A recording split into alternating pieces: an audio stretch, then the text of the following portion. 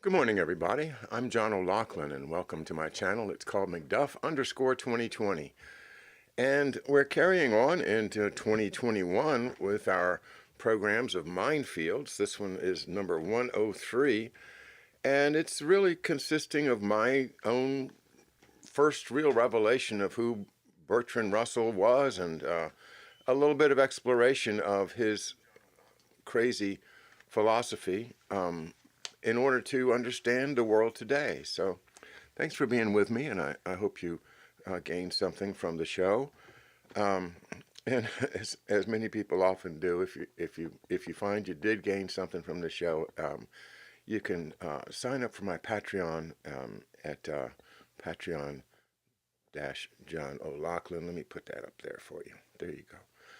All right, so thanks for being here, and Tyrone Sargent, you're cool, man. You've been very very consistent and generous with your pledges every time I open up, and I feel a little honored. I'm honored to be so well thought of that you would do that. Thank you, Tyrone.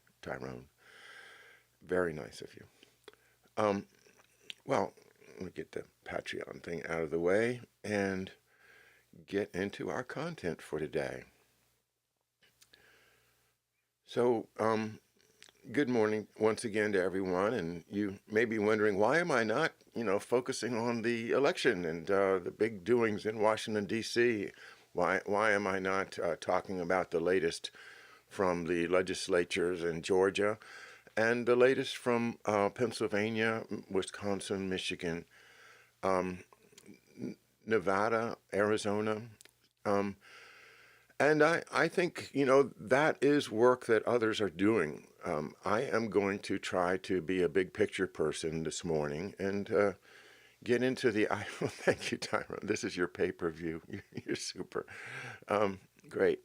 So this is my intention this morning is to look at Bertrand Russell and identify his incredibly powerful voice in the 20th century and casting a powerful shadow on us today. How do I approach a guy who is supposedly one of the smartest people that ever lived, Bertrand Russell? Well, let's start out with this.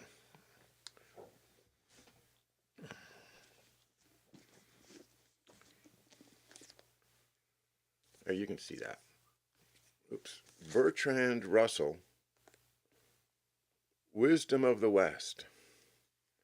As you can see, it's a nice big thick coffee table book and a unique illustrated history of philosophy by the Nobel Prize winner for literature with 500 illustrations, 250 of them in full color.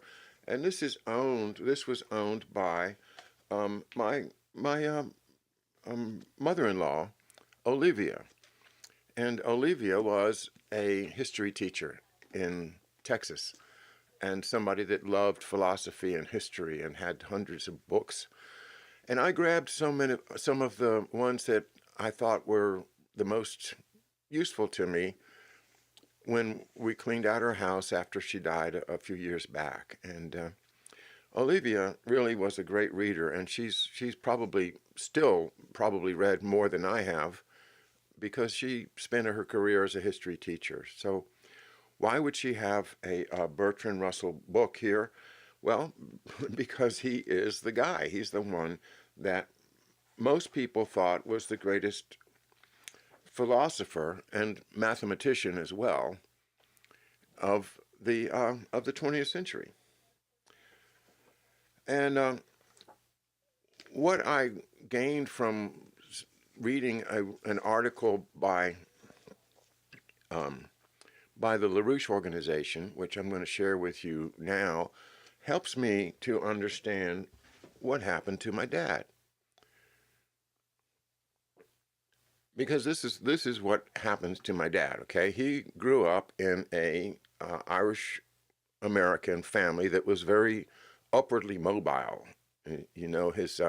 His Uncle John, who worked for Richard Bissell's Hartford Fire Insurance Company, married the daughter of the mayor of Hartford, whose name was Kinsella. It was two mayors of Hartford named Kinsella. I'm talking about the father. So, there's an indication there that the O'Loughlin family was trying to be upwardly mobile politically. And somehow, my grandfather, McDuff's father, or Tom Sr., as we refer to him, was somehow given a scholarship to go to Catholic University in Washington, D.C., from which he graduated with a degree in law in 1919. Well, that means that he was excused from World War I on a deferment, I suppose. Seems to me that the family was being set up to create servitors in the way that Professor Hamamoto has so well described this idea of servitors in his book, Servitors of Empire. And, in the case of the Asian people from Pakistan to Japan to Korea to China, these folks were identified as people who could be servants of the empire. The old empire, the great empire that has ruled Europe for hundreds, if not thousands of years, and now rules America as well. This empire, consisting of NATO, the Atlantic Council, the EEC, and most importantly, the City of London and the banks that it represents, along with the continuation of the Habsburg dynasty in Austria and the black nobility in Italy, we have the ability to identify the people that are causing such terrible, terrible loss of life, fear, terror, and stress, as well as actual physical injury, not only by getting shot, but also by getting poisoned and by having your family terrorized as well. So what in the world is behind all this? Well, I've been searching for it, guys. I've been searching for it. And one of the main places that I found the answer was in looking at the idea of eugenics. And this eugenics idea comes from the British East India Company's servants, the servitors, coming up with a philosophy that justifies what they're doing.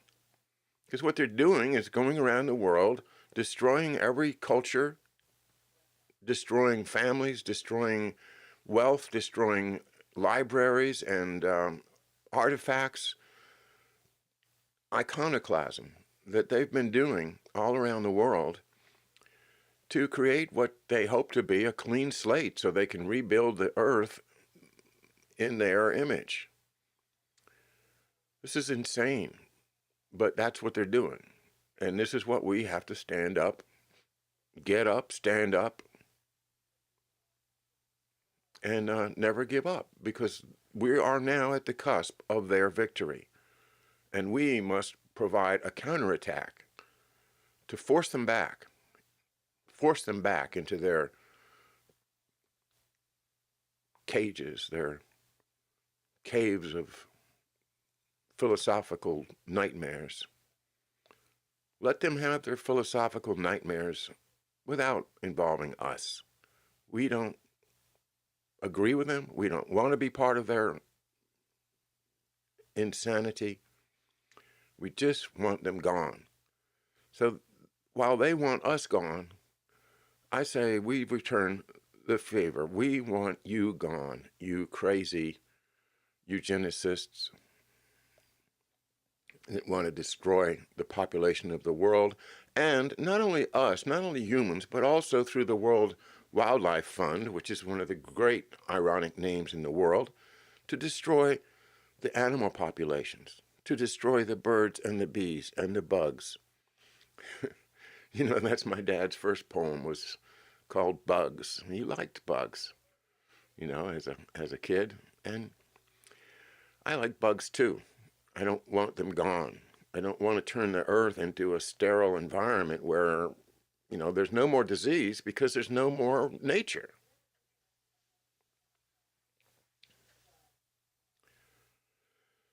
So let's get into this. I quoted it on my Twitter this morning, but when I read it last night, I was, for some reason, I couldn't sleep last night, and I got up and read this. And this is the text that I think defines my father's life. And it's written by Bertrand Russell. So let's read this. This quotation is from an article by Barbara Boyd and Michelle Steinberg, June 25th of 2004, in Executive Intelligence Review, EIR, of the LaRouche Pub website. And let's just read a little bit. Lord Bertrand Russell, one of the honorary chairmen of the Sexual Congress for Cultural Fascism, spilled the beans on the network's efforts in mass social engineering in his 1951 book, The Impact of Science on Society. But this mind-control dictatorship was not a passing thought. Russell had been working on the idea for decades. Russell describes the program in a 1931 book, The Scientific Outlook, a Totalitarian Manual. Quote, in like manner, the scientific rulers, right? We're getting into this technological totalitarianism. So this is what he's talking about in 1931. This is where this comes from. It comes from Bertrand Russell. So what I'm saying is that from our study of Galton, Malthus, Davenport, and the eugenicists, we can now trace the connection to the Manhattan Project through Bertrand Russell and James B. Conant, the president of Harvard, when my dad was an undergraduate at Harvard from 1938 to 1942. That's when these plans were being made.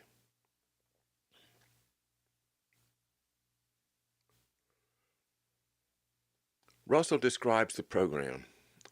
Quote, in like manner, the scientific rulers will provide one kind of education for ordinary men and women, and another for those who are to become holders of scientific power. So there you go. This is H.G. Wells, right? The Morlocks and the Eli. It's the happy people that just live in the present time and don't have any sense of history or development of science or nature or anything. They're just here to exist. And then the scientific rulers, the ones that live in caves like Raven Rock, right? They are underground. They run things. They pull the levers of the earth. And we are simply these amusing pets that they have that run around the surface and sometimes create amusing spectacles. But they are the real carriers of the torch of the master race, right? Ordinary men and women will be expected to be docile, industrious, punctual, thoughtless, and contented. Isn't that sweet? That's exactly what our man from the World Economic Forum, Klaus Schwab, said in his introductory video that's gone around on Twitter, where he says, you won't own anything, but you'll be happy. Yeah, contented. You know? It reminds me of a joke.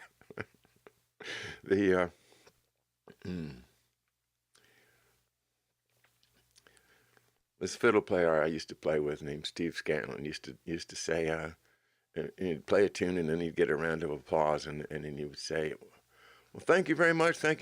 Just like an old milk cow, we do appreciate a warm hand. Sorry. Old jokes sometimes stick with me. worm hand. Get it? Of these qualities, probably contentment will be considered the most important. In order to produce it, all the researches of psychoanalysis, behaviorism, and biochemistry will be brought into play. In other words, you get a Dr. Ewan Cameron to submit children to drugs, torture, mind control, and terror, just to see how they react, so that you can plan your program for how to control the little people, everyone else. And that's what you do. You get scientists to do insane things to little children in order to support your theory that you have created, in fact, inherited from the British East India Company and their Adam Smith, Thomas Malthus, Galton, and all the rest of those whores, intellectual whores.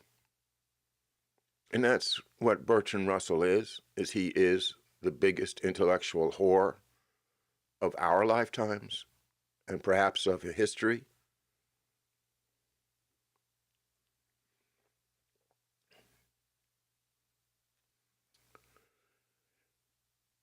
All the boys and girls will learn from an early age to be what is called cooperative.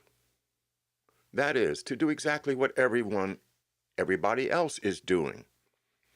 Initiative will be discouraged in these children, and insubordination, without being punished, will be scientifically trained out of them. Except for the one matter of loyalty to the world state and to their own order. What does he mean by order? Loyalty to Skull and Bones, perhaps? To Scottish Rite Freemasonry? To the Knights of Malta? What does he mean by order? Well, you got to be loyal to them, or else, you remember you laid down in the coffin and swore the smelly robe's oath. You don't want to have that sword stuck up your butt like like Gaddafi got, Muammar. So you don't want to say you're going to do it and then not do it.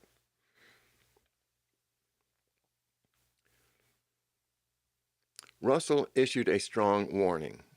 And this is where I think you'll see in one paragraph my father's lifetime summarized. Quote,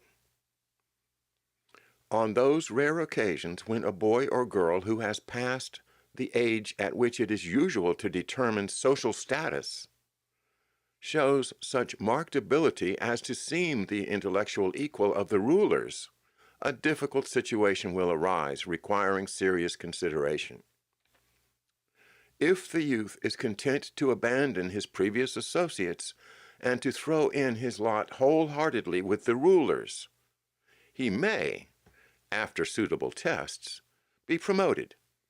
But if he shows any regrettable solidarity with his previous associates, the rulers will reluctantly conclude that there is nothing to be done with him except to send him to the lethal chamber before his ill-disciplined intelligence has had time to spread revolt. This will be a painful duty to the rulers, but I think they will not shrink from performing it, unquote. Well, they didn't. They did exactly what they were supposed to do to my father. And I'm here to tell you about it because it's obvious at this point that Bertrand Russell assumed the mantle of H.G. Wells in creating, and physically as well as psychologically and philosophically creating, the New World Order. That's what he's all about. One world, one state government, one state governing the whole world, and a monopoly of all military power. So that, that's the totalitarian dream. And their nightmare is that we should all have independent lives and have the privilege of thinking for ourselves. They couldn't handle that. So smart people are dangerous. And if they start hanging out with their hoi polloi, you better get rid of them. Just put them in the lethal chamber. Well, if you don't have a lethal chamber, then maybe you can find some poison. That'll do it. Matter of fact, I think you can, because you've been spending decades just putting more and more different ways to kill people on the shelf in your little jars, ready for use. And these people still rule the world through the United Nations and through, of course, the bankers, as Harley Schlanger calls them, the bankers' dictatorship, which is using its technological investments to perfect their control over every single human on this planet.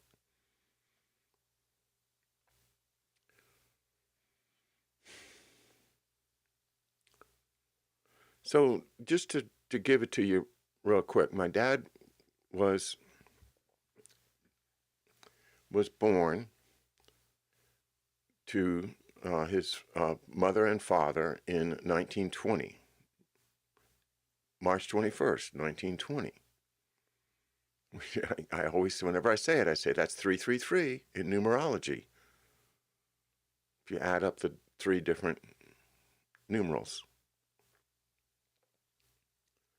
Well, certain people that are interested in numerology may very well have thought, well, that gives us the answer. We're going to use this guy. He's going to be one of our guys. He's going to join the 333, the ones that do the evil stuff at night while acting like perfectly great citizens during the daytime. He's going to be one of our useful servitors. And so they picked him out of public school when he was in the 8th grade, and at that point they apparently had decided this kid has the promise that we want. We're gonna make him one of our people. So they sent him to the exclusive prep school of Loomis, now Loomis Chaffee. And from that exclusive prep school, he got a full scholarship to Harvard. And it was at Harvard that he studied during the build-up to the war itself, and the American entry into the war. And so he entered the reserve officer training, Navy, was selected to go to midshipman school at Columbia, graduated from midshipman school, had additional training in bomb disposal, and joined the USS Nashville in June of 1943, where he then participated in 22 months of service during the war, including all the island hopping, and the picture of him there with MacArthur and General Kenny on the bridge of the Nashville tells you that he was special. He was picked out. He was there because they chose him to be one of their intellectual servants.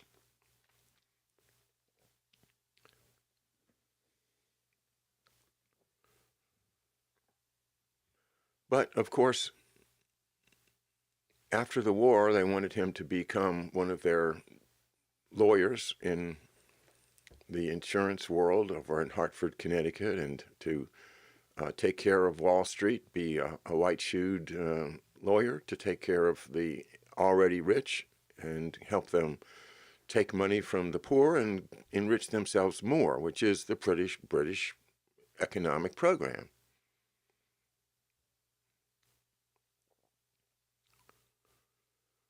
But after having experienced the war and the loss of 133, I think, shipmates killed in the kamikaze attack in December of 1944, And having grown up with separated parents, the father living in the, the paternal household where it was all upwardly mobile and trying to be lace curtain Irish, rise above the shanty Irish and become one of the servants of the wasps, well paid, but, still have to do whatever they tell you. He couldn't do it. He said, no, I'm going to run away. I'm going to run away and join the FBI. And in the FBI, he becomes a servant of Hoover's. How would he have known that Hoover was compromised at the time? Well, perhaps he did, but he knew it was a better choice than submitting to the program that was laid out for him by the denizens of Harvard and Wall Street. So, on his mother's side, his mother, Margaret Coakley, she was an independent woman. She worked 40-hour to 60-hour weeks. She commuted to New York City from New Haven every day on the train. She made very little money. She was poor all her life, but always had a cheerful attitude.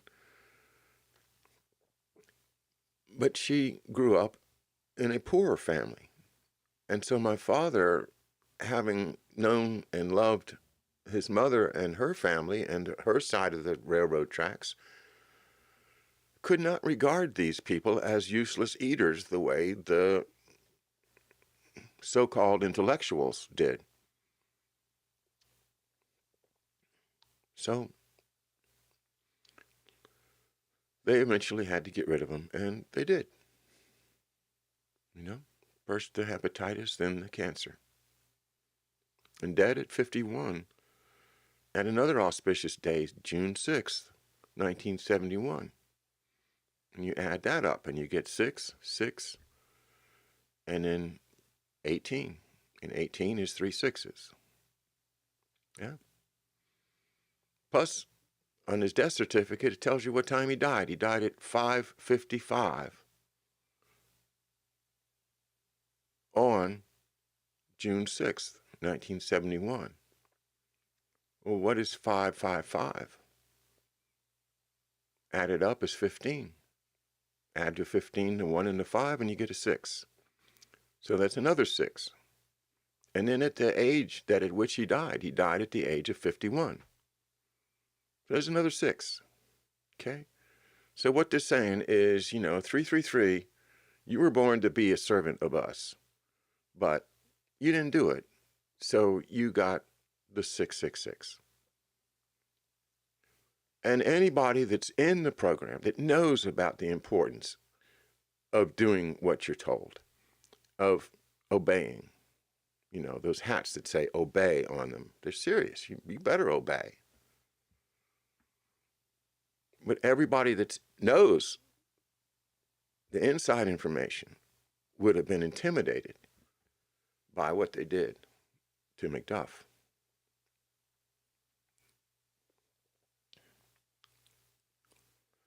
Now, we turn to the American Family Foundation, the secretive organization founded in 1979 and advised by the veterans of the CIA's and the Army Intelligence's mind control programs, MK-Ultra, Bluebird, MK Search, etc., is the, quote, thought police for Russell's dictatorship.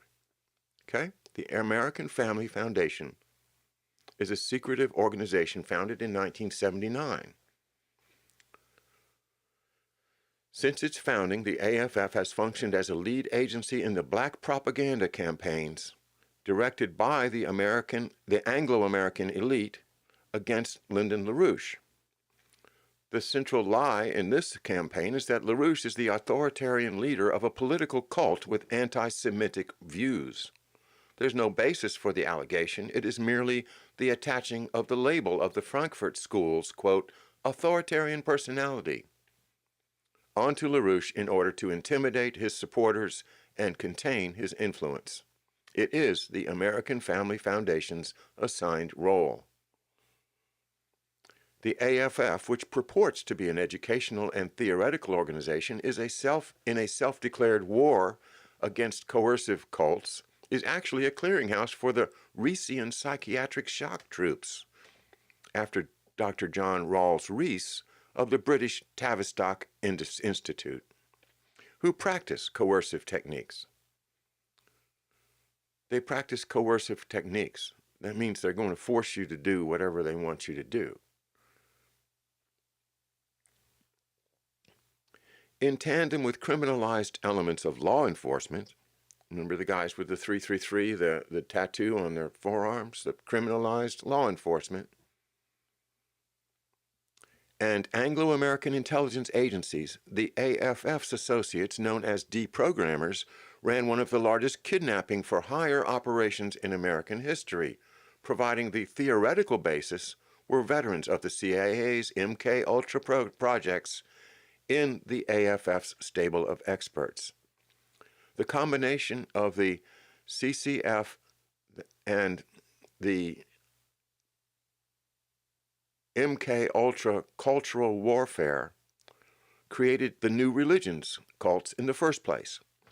And some of the AFF's anti-cult experts were directly involved. Wall Street's Fondi, of course, is a fountain, a foundation.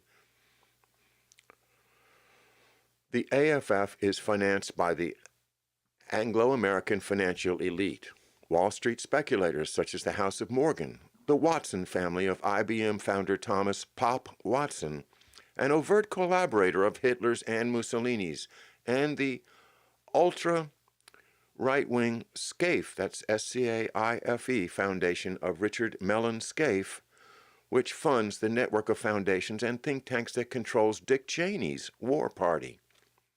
AFF also received initial grants from the Pew Foundation. Like Watson, members of the Philadelphia-based Pew family, that's PEW, were Hitler sympathizers and were secret funders of pro-Hitler organizations in the U.S. during the 1930s. Well, the article goes on to tie Harvard and the Jim Jones, Margaret Singer, I should say, Singer, sorry not to confuse you,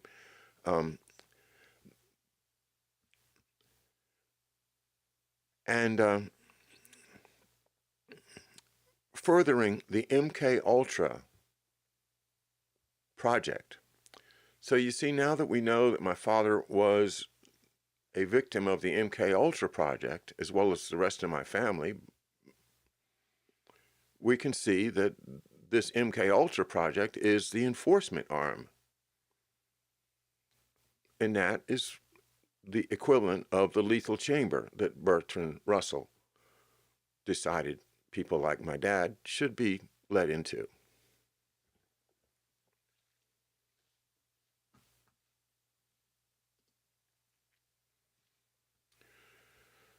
Turning to a different article from EIR, this one July 29th, 1994, a book review by Carol White of James B. Conant, Harvard to Hiroshima, and the Making of the Nuclear Age by James Hirschberg, and comparing that to an essay written by Lyndon H. LaRouche Jr., Lyndon LaRouche.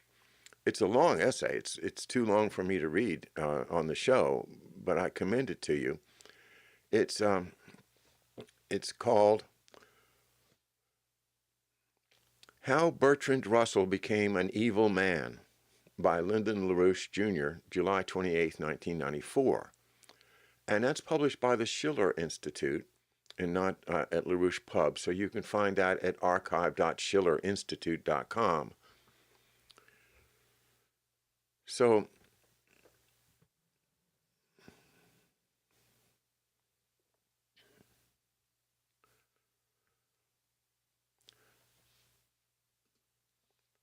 the article by Carol White in 1994, which is the book review and the comparison to what LaRouche says. The recent revelations by self-avowed KGB agent Pavel Sudoplatov have been the occasion of renewed interest in the truth of how the Soviets succeeded so quickly in getting the atomic bomb. Were scientists such as Robert Oppenheimer and Enrico Fermi slipping them secrets, as Sudoplatov claims? In the July 1st issue of this magazine, American statesman Lyndon LaRouche asked, of what is Leo Szilard guilty? Leo Szilard, S-Z-I-L-A-R-D. He's the guy that introduced Albert Einstein to the idea of getting America to build the bomb. And so Einstein wrote the letter to Roosevelt. Mark Kulak has covered this very thoroughly if you would like to dig in further over at Housatonic Live and HousatonicITS.com, where you can go to the research page and just find tons of gems. So we're all indebted to Mark Kulak for his terrific research and his not only researching, but archiving and documenting everything that he does. Something that I don't do. I wish I did, but I just do what I can. I put this out there for you, and you can make whatever use you can of it.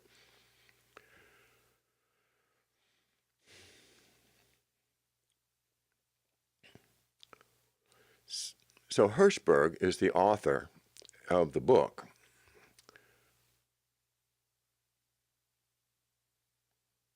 In his short piece, he alleged that the atomic bomb was developed not to counter a perceived German threat, this is LaRouche, but as a pretext for the imposition of a world federalist government under British control. The atomic bomb was, according to LaRouche, and I am with him completely on this, was developed not because of Germany developing a bomb that we had to create to defend, mutual destruction, right? No, it was built to control us, to put us in a state of terror, and to force the world into a one-world government by scaring the hell out of us. And isn't that what they're doing right now? Scaring the hell out of us. Shoot, people that I've known my whole lives are walking around trembling, practically, scared of COVID.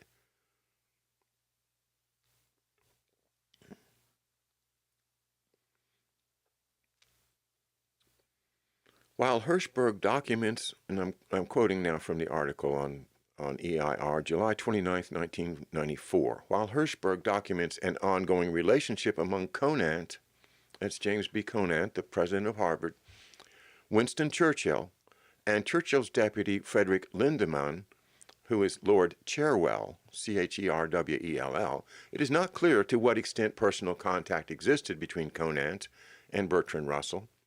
That they agreed in principle on questions such as the direction of the post-war peace cannot be denied, even though at times Conant was constrained to take in consideration the anti-British sentiment among many Americans. Moreover, particularly on issues of bomb policy, where the retooled, quote, pacifist Russell considered favorably the possibility of a preemptive strike against the Soviet Union at the close of World War II, Conant and Russell had a profound underlying agreement on the shape which the peace should take. Thus, to identify Bertrand Russell as James Conant's godfather is not too great a liberty. I wish here to discuss LaRouche's article counterposed to Conant's book. But first, it is worth noting that the Russian scientific community has vehemently repudiated Sudoplatov's implication that they were dependent upon spies for the success of the Russian scientific effort to produce a bomb. This the Russian physicists deny. According to their letter, they used information from spies in order to exactly replicate the American device, because they were afraid that Stalin would exact brutal retribution should they develop their own innovative design without immediate success. Considering that there can be no doubt of the independence of the Soviet development of the hydrogen bomb, the claim by these scientists should be treated with respect. We do know of one occasion when Conant and Russell definitely did meet, and that was when Russell lectured at Harvard University in 1940. Well, my dad might very well have been in the audience. Viewed from the vantage point of today, it is hard to imagine the vehemence of the public outcry against Russell when he toured the United States in 1940. Nonetheless, it is a fact that he was barred from speaking at New York's City College because of his despicable public flaunting of immorality. Nonetheless, despite the general uproar, in December 1940, the president of Harvard University, James B. Conant, invited Russell to deliver the annual William James Lectures at his university. Conant, like Russell, was a self-avowed libertarian in political, if not sexual, matters. In May 1943, at the height of the war effort, when he himself was fully involved in giving political direction to the U.S. atomic energy policy, he found time to write an article for Atlantic Monthly magazine entitled Wanted American Radicals. Not surprisingly, Conant was a strong supporter of Robert Oppenheimer, who also was a libertarian of the British Benthamite stripe. Bentham, Jeremy Bentham, one of the other eugenicist types, if you aren't familiar with his name. The accusation by Sudoplatov that Oppenheimer passed on secrets to the Soviets during the war does not ring true, but it can be made to appear credible not only because of Oppenheimer's past communist associations, but because he too was a British radical of the same stripe as Bertrand Russell, or Russell's philosophical progenitor, the mummified Jeremy Bentham. Russell, Oppenheimer, Conant. These are the men who participated in shaping a post-war era to be dominated by the specter of the unnecessary bombings of Hiroshima and Nagasaki. It is interesting to contrast these two different treatments of the subject, LaRouche's and Hirschberg's. LaRouche takes off from the fact that the bombings occurred. This is about the bombing of Hiroshima and Nagasaki, the trip of the Enola Gay. LaRouche takes off from the fact that the bombings occurred despite the fact that the Emperor of Japan was already negotiating surrender terms with the Truman administration through Vatican channels. He began his article with the stark statement, quote, "See in your mind's eye a B-29 bomber aircraft called the Enola Gay flying to its hellish appointment that horror-stricken summer's day in 1945. The remainder of the piece explains how such an atrocity could have occurred. Even before the United States was at war, in the summer of 1941, Conant was given responsibility by President Franklin Roosevelt for assessing the feasibility of building a weapon employing the newly discovered principles of nuclear fission. Then, as deputy to Vannevar Bush, he took over responsibility for directing the U.S. government's crash efforts to build that bomb. This effort continued and accelerated, as Hirschberg documents, even after it became clear that Germany, one, was not itself making a bomb, and two, would be imminently defeated. Japan then became a target of opportunity on which to demonstrate the efficacy of the bomb. Japan was to be the instrument of a policy of terrorizing the Soviet Union and patriotic forces in the United States and France into accepting the dominance of a world government. In the summer of 1945, Conant was a member of the top-secret Interim Committee, which was appointed by President Truman to debate the use of the atomic bomb. Conant suggested that the bomb be dropped on a, quote, vital war plant employing a large number of workers and closely surrounded by workers' homes. This was, in fact, the basis upon which Hiroshima was chosen as a target.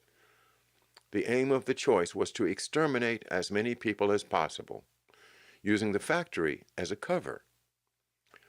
After the first euphoria over the ending of the war had subsided, the horrible thing that Conant and all those responsible had decided to do came under increasing attack. Hirschberg cites private correspondence between Conant and one of his critics, Reinhold Niebuhr. Of course, Reinhold Niebuhr is a very important philosopher, religious philosopher, the Niebuhr brothers of the Frankfurt School. And you can learn more about that. George Webb has discussed it, and we have discussed it from time to time. But this Frankfurt School is all part of this psychological operation to create the one world government with philosophical underpinnings by people who write thick coffee table books like Bertrand Russell.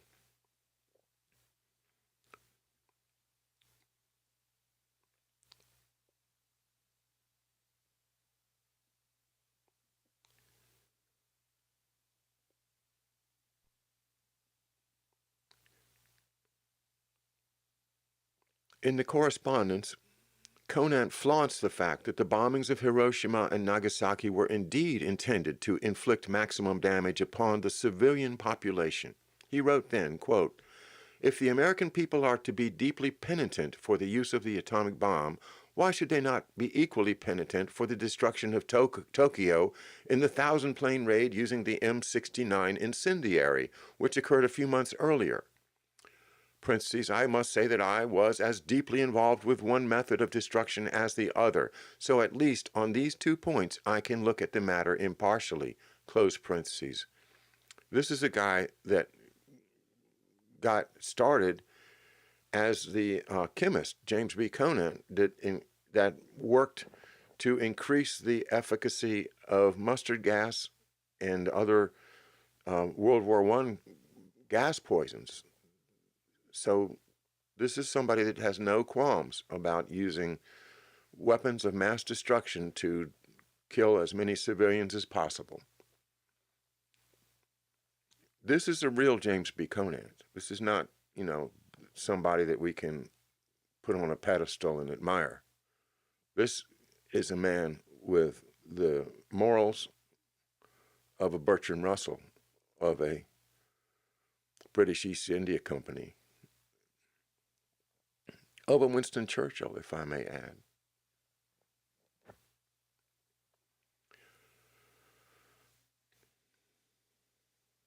If we are to be penitent for this destruction of Japanese cities by incendiaries and high explosives, we should have to carry over this point of view to the whole method of warfare used against the Axis powers, unquote. LaRouche's argument: today the world's population has more and more come to accept such atrocities as necessary evils. Fear of the bomb, rather than moral qualms, is the stock in trade of the world federalists today. Just as fear of hordes of the starving descending upon the industrial nations is used to try to bludgeon people into accepting genocide in the name of necessary measures to limit population growth. LaRouche seeks to answer the question of how it is that such a transformation has occurred over the past 50 years. How it is that the United States has been drawn into these policies. To do this, he traces the thread from the pre-war decision to develop nuclear weapons as a means to impose world government as part of the post-war settlement, rather than from a genuine fear that Germany would develop a usable atomic weapon. It's useful to consider here a substantial quotation from an article by Russell, which LaRouche cites in his article. It bore the title, quote, The Atomic Bomb and the Prevention of War. Quote, "It is entirely clear that there is only one way in which great wars can be permanently prevented, and that is the establishment of an international government with a monopoly of serious armed force. When I speak of an international government, I mean one that really governs, not an amiable facade like the League of Nations, or a pretentious sham like the United Nations under its present constitution.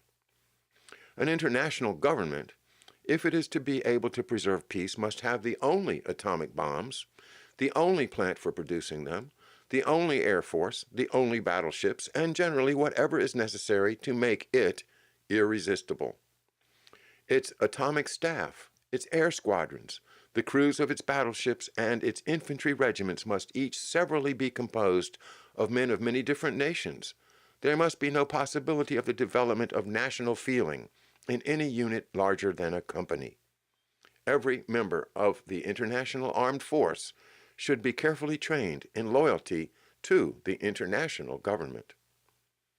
The international authority must have a monopoly of uranium and of whatever other raw material may hereafter be found suitable for the manufacture of atomic bombs. It must have a large army of inspectors who must have the right to enter any factory without notice. Any attempt to interfere with them or obstruct their work must be treated as a casus belli, a cause of war. They must be provided with airplanes, enabling them to discover whether secret plants are being established in empty regions near either pole or in the middle of large deserts. The monopoly of armed force is the most necessary attribute of the international government, but it will, of course, have to exercise various governmental functions. It will have to decide all disputes between different nations and will have to possess the right to revise treaties. It will have to be bound by its constitution to intervene by force of arms against any nation that refuses to submit to the arbitration. Given its monopoly of armed force, such intervention will be seldom necessary and quickly successful. I will not stay to consider what further powers the international government might profitably possess, since those that I have mentioned would suffice to prevent serious wars.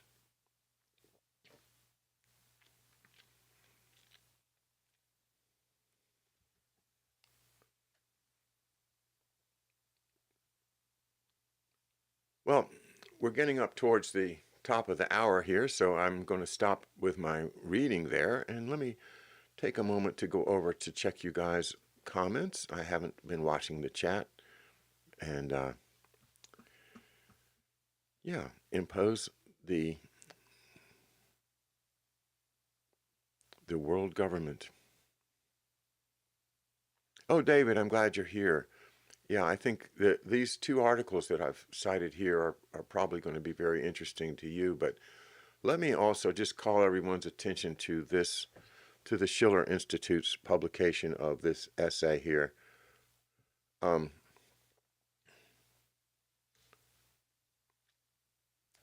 put it up on the screen. So this is the webpage of the schillerinstitute.com, and How Bertrand Russell Became an Evil Man by Lyndon LaRouche, July 28, 1994. It's a three-part article.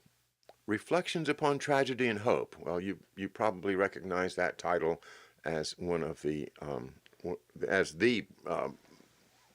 book, the ultimate book of Quigley of Georgetown University, Carroll Quigley. The spark of genius in the preschool child, if it has not been destroyed already, is often typified by the Socratic manner in which the child asks, why? Sadly, in the United States, in our times, that spark of genius is usually soon quenched by the old dishwater of what Riesman termed other-directedness, by that particular turn of the sadistic screw, sometimes named euphemistically pragmatism.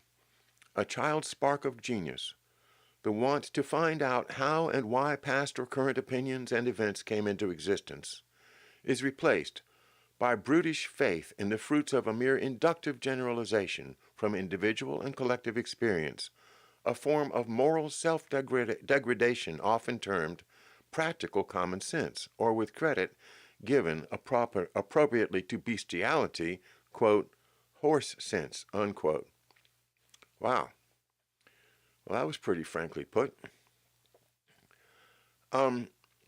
This article is a thorough examination of the philosophy of Bertrand Russell, and one that I am not going to even try to summarize for you, other than to recommend that if you want to understand why we're stuck now with the British trying to control our country, and in fact succeeding in many ways, it does come through the offices of Bertrand Russell. His power as a philosophical and mathematical genius being deferred to by people who should know better, by people who do know better, but seeking their own profit go along with the program.